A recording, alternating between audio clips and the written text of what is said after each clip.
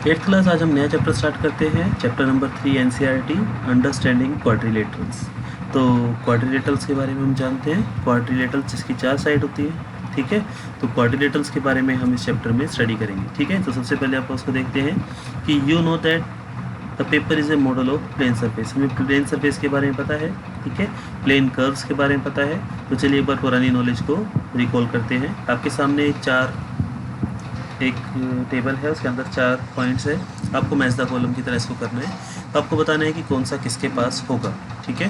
तो चलिए चेक करते हैं। सबसे पहला जो है, this is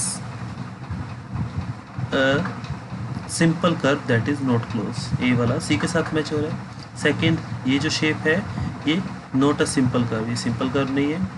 circle that is simple close curve. And fourth, A close curve that is not simple. Okay, तो ए सी, सेकंड डी, थर्ड के साथ ए और फोर्थ के साथ बी।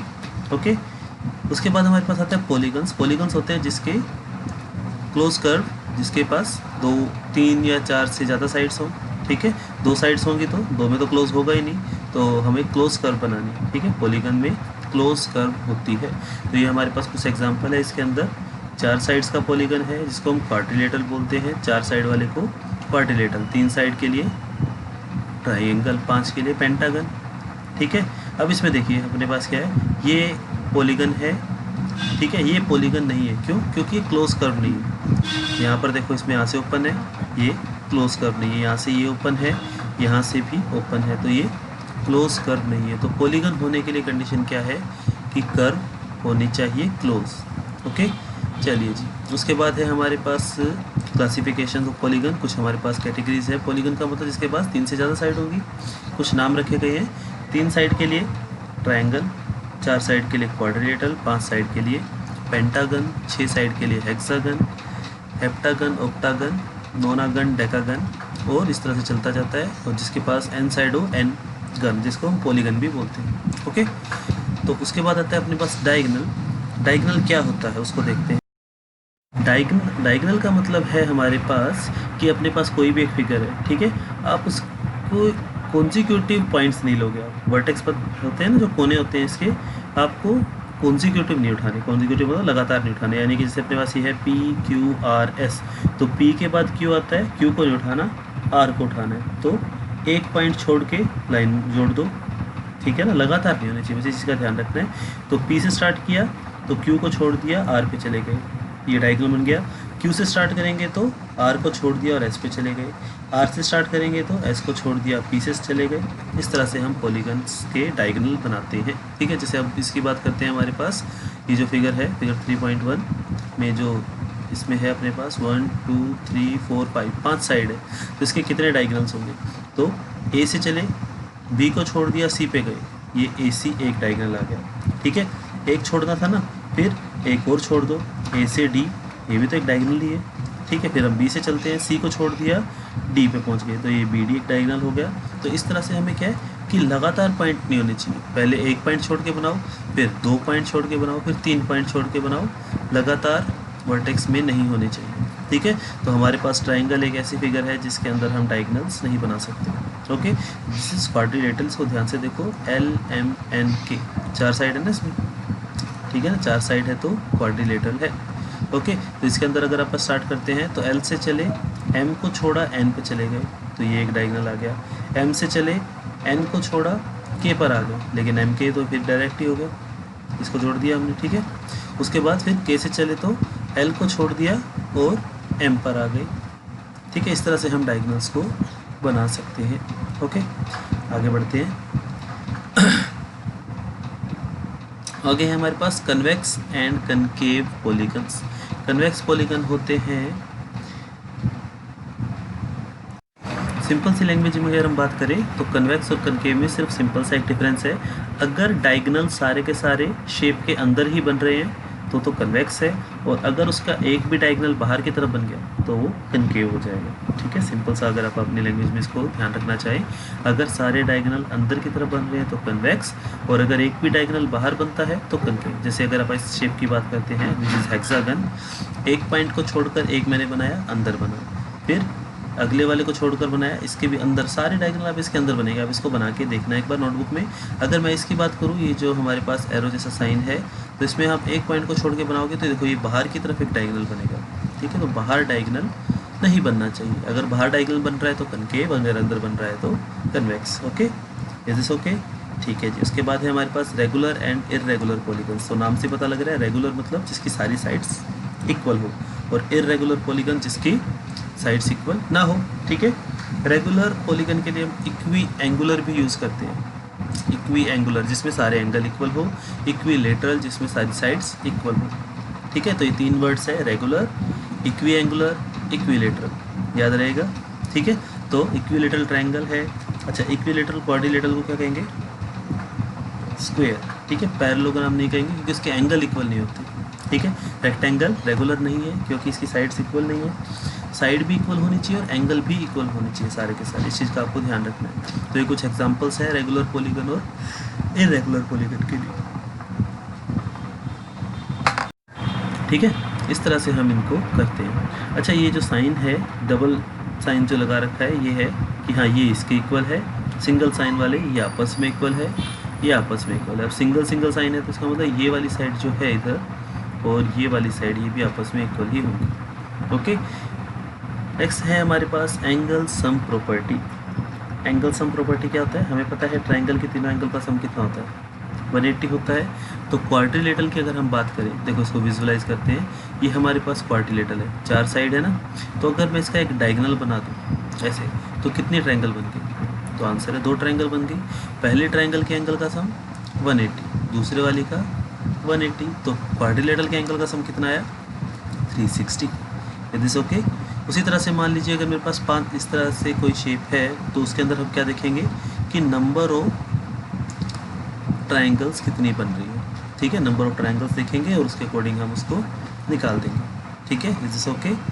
तो जैसे अपने पास मान लीजिए कि ये वाला जो है अपने पास ये शेप है, इसके अंदर सम कितना होगा सभी एंगल्स का? A, B, C और D। तो इसको आप ध्यान से देखोगे तो एक क्वाड्रिलेटरल है, 4 साइड है ना। तो हम इसको ऐसे जोड़ देते हैं, BD को जोड़ दो तो 2 ट्रायंगल बनेगी।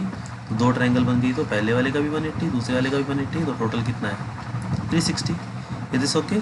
चलिए जी, नेक्स्ट जो है अपने पास जैसे ये शेप है अपने पास A, B, C, D। इसके अंदर आपको बताना है कि अगर आपसे पूछा जाए कि बताओ कि x, y, z और w x, y, z का सम कितना होगा, तो आंसर है 360 होगा। क्यों? क्योंकि कंप्लीट एंगल बन रहा है। अच्छा, 1, 2, 3, 4, 5, 6, 7, 8 इन सब का सम कितना होगा?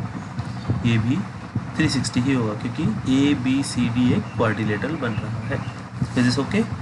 ठीक है जी। तो चलिए एक्सरसाइज 3.1 करते हैं। आपके सामने कुछ शेप है, आपको इसमें बताना है कि सिंपल कौन सी है, सिंपल क्लोज कर्व कौन है, पॉलीगन, कन्वेक्स और कनकेव, इसके बारे में आपको बताना है इसके अंदर, ठीक है। तो ये आप कर पाएंगे आराम से। ओके, इसको एक बार नोट करो। Exercise 3.1 question number 1, 2। नेक्स्ट है हमारे पास how many diagonals does each of the following है। तो आपको इसके डायगोनल्स बनाने हैं। तो इसके लिए आपको क्या करोगे, पहले शेप बनाओगे और फिर इसके डायगोनल बनाना शुरू करोगे और काउंट करोगे, ठीक है। ट्रायंगल के तो 0 होते हैं, क्वाड्रिलेटरल के 2 होते हैं, हेक्सागन के आपको बनाने पड़ेंगे उसमें, ठीक है। बना के देखते हैं तो उसके अकॉर्डिंग हमें पता लग जाएगा। Okay, is this okay? चलिए जी, उसके बाद देखिए हमारे पास ये टेबल है।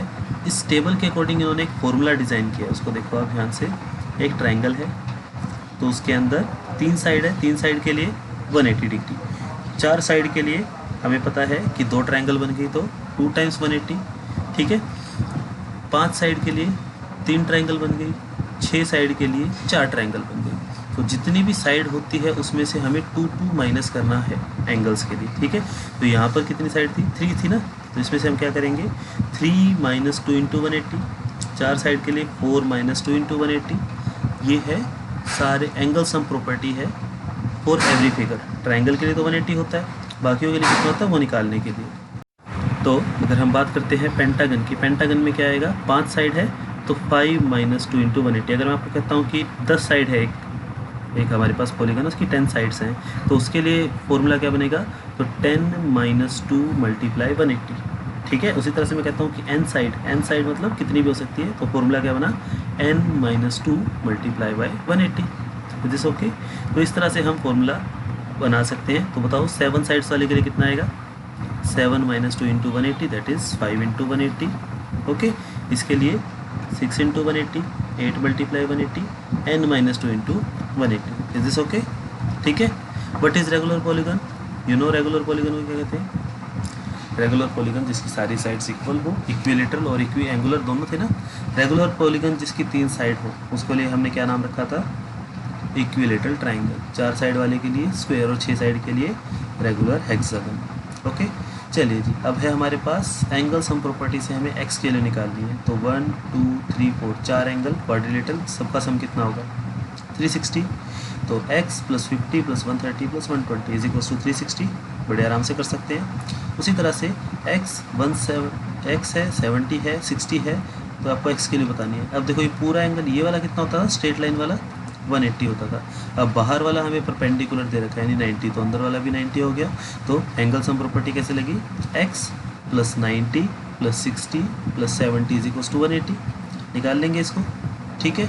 थर्ड इसका जो सी पार्ट है उसको देखते हैं। बाहर वाला एंगल 70 है तो अंदर वाला एंगल कितना हो जाएगा, टोटल तो 110 होता है, तो ये कितना आया 100, टोटल 180 होता है, तो ये वाला आया 110, ये वाला आया 120। तो 120 + 110 + 30 + x + x, 5 साइड है, 1 2 3 4 5, तो 5 - 2 × 180 दैट इज़ 3 × 180। तो फॉर्मूला लगा सकते हैं, आंसर आ जाएगा। ओके, यहाँ पर सारे एंगल इक्वल है तो ये कौन सी शेप हुई, रेगुलर पेंटागन। 5 साइड है ना, तो इसका आएगा x + x + x + x + x = 5 - 2 × 180। ठीक है, x की वैल्यू निकल जाएगी यहाँ से। चलिए अगला क्वेश्चन जो है हमारे पास, x y z की वैल्यू निकालनी है। आप इसको निकाल सकते हैं, ये 30 है, ये 90 है, तो ये वाला एंगल सम प्रॉपर्टी 60 आ जाएगा। अगर ये वाला 60 है तो y की वैल्यू 120 आ गई, x की वैल्यू 90 आ गई क्योंकि इन दोनों का सम 180 होगा, और ये 30 है तो z की वैल्यू 150 आ गई। तो इस तरह से आपको ये सारे के सारे एंगल सम प्रॉपर्टी से करने हैं। ओके, तो आज एक बार आप इनको कीजिए। नेक्स्ट वीडियो के अंदर हम आगे सीखते हैं the sum of measure of exterior angle of a polygon. Okay, इन क्वेश्चन को एक बार ट्राई करना। Okay, thank you.